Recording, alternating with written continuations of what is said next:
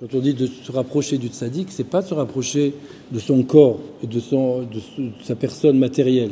Ki macher ruach hakodesh shelo. Il faut se rapprocher de son ruach hakodesh, de son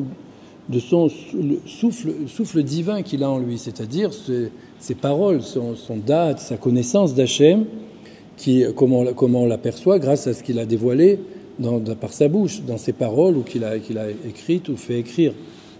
C'est ça, c'est comme ça. C'est-à-dire que c'est quoi? On a demandé une fois à Israël, mais c'est quoi chercher le roi HaKodesh du tzaddik? C'est quoi? Parce que là, il dit alors il a dit tout simplement, il faut étudier ces livres et essayer de les mettre en pratique. Après, il a rajouté, et puis aussi, il faut se languir. Il faut se languir de ça aussi. Et grâce à ça, on met en pratique ce grand conseil de Rabbi Nachman de chercher son roi HaKodesh. C'est tout simplement étudier ces enseignements et pas simplement les étudier avec l'intention de les mettre en pratique, même si des fois on n'arrive pas.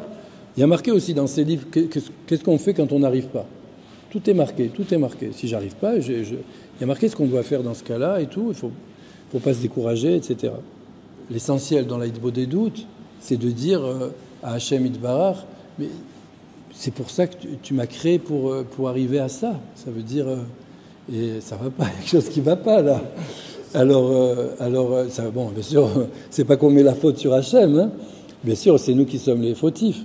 Mais enfin, quand même, on veut réveiller la pitié et la miséricorde d'Hachem en disant qu'on est vraiment atterré de voir comment on a été créé et qu'on en est encore là.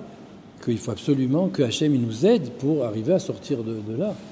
C'est ça, donc il faut se languir de ça, il ne faut pas tout le temps se renouveler.